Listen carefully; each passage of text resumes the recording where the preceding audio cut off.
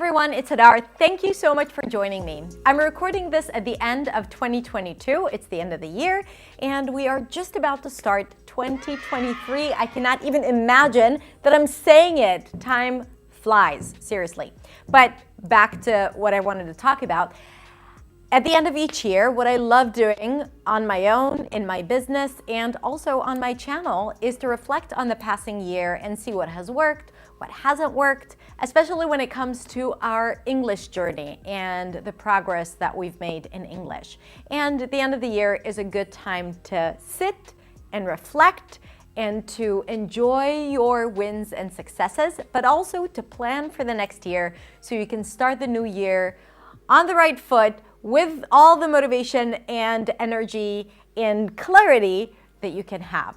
Now, I'm going to list those questions here on the screen. I'm also going to add them to the description below the video and on the website.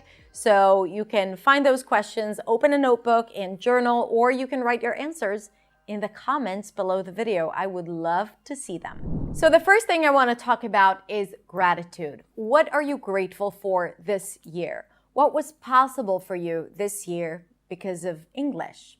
We are so used to complaining about our English and to think about how we are not satisfied with where we're at. So I want you to take a minute to think about what is working and what was working for you this year. So what are you grateful for this year? And I really want you to tie it into English and the things that were possible for you this year in English, even if it was just to speak confidently for 3 minutes about something that you are passionate about, right? We're not looking for big wins, and this is the most important thing.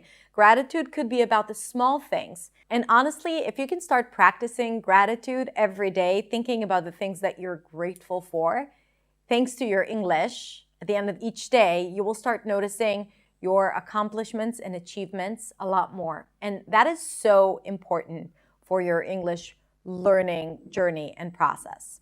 The thing I'm most grateful for this year is being able to balance more between my life as an English language entrepreneur and as a teacher and as a mother, because I felt like I was more present at home with my daughters. I really prioritized some things inside my family.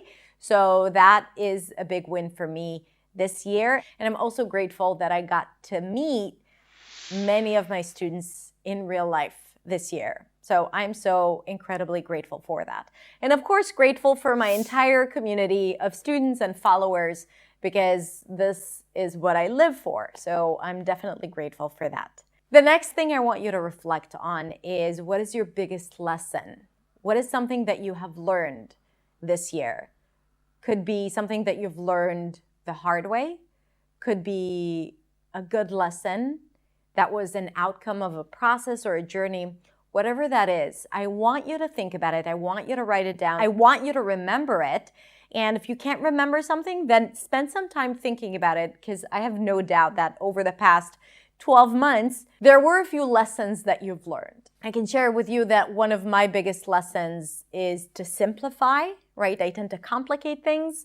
And I really learned that in order for me to be able to move faster in anything, really, I have to simplify and really understand what is the most important thing that I want to focus on. Another thing that I've learned was that I really need to learn from my mistakes, because this year I have made some mistakes and then I repeated them, fully knowing that I'm doing something that I've already told myself not to do, and I'm doing it again. And guess what? It didn't work out.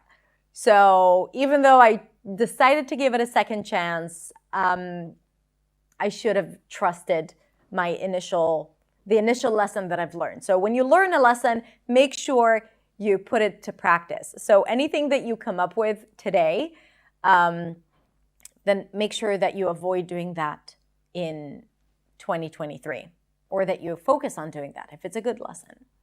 The next thing I want you to do is to write all your achievements, or at least the most important achievements that you have had in 2022. All your wins, all the things that you're proud of. So make a list so that next time when the imposter syndrome kicks in, you can go back and look at it and say to yourself, well, I am actually doing pretty well. I don't need to worry so much.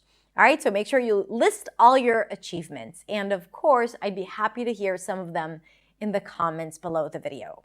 Now, my biggest achievement, again, was the community meetup that we had in October in New York City. So I'm grateful for it, and I consider it as one of my biggest professional achievements.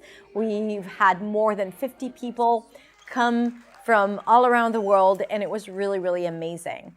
I have also launched New Sound, my signature program, twice in 2022, and we have enrolled incredible people. Our Beyond community is the strongest it has ever been. We are evolving inside my team. We are making changes. We are becoming a lot more organized.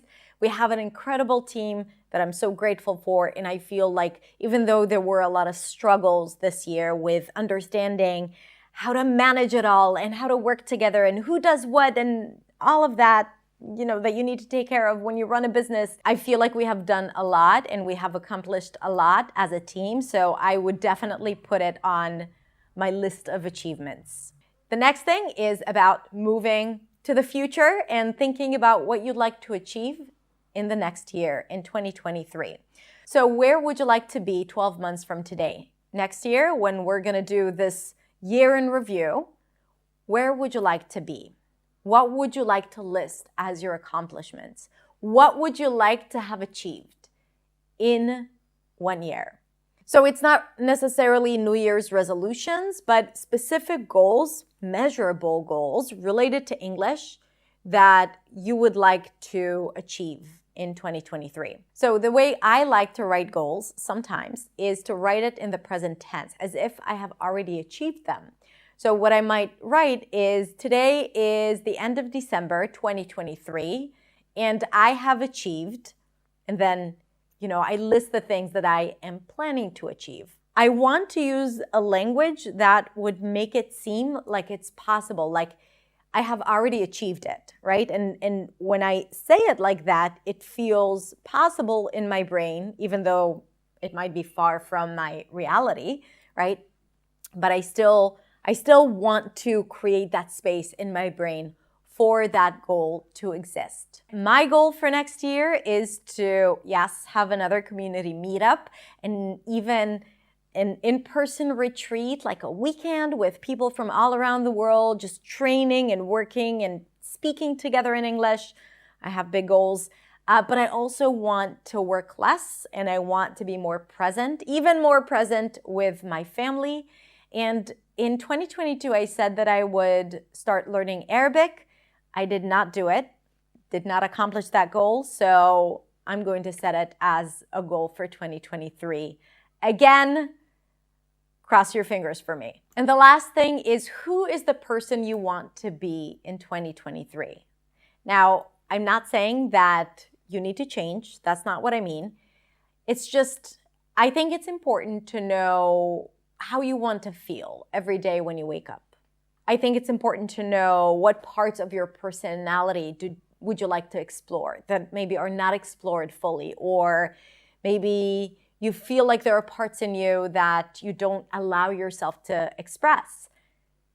And that is what I want you to focus on when you journal about who you want to be and how you want to feel. For me, I want to feel centered. I want to feel calm. Like sometimes when a lot of things are happening in the business and life, and I feel overwhelmed. So I feel like I want to be able to handle it all without letting it get to me too much. Now, I am getting a lot better because I'm totally not the person I used to be 5 years ago. But at the same time, I think there's always, it's always good to strive for more. So that's what I'm hoping. And I want to be more organized. I want to be on schedule. I definitely want to be in better control of my time, better time management. And I want to be the kind of person who is not drawn into a negativity online and social media, because that could suck up all your time. And, I prefer to spend that time differently. And I mostly want to be content and happy no matter what happens. I think that when I understand that happiness is just a state and it's not dependent on external circumstances, then I think anything is possible.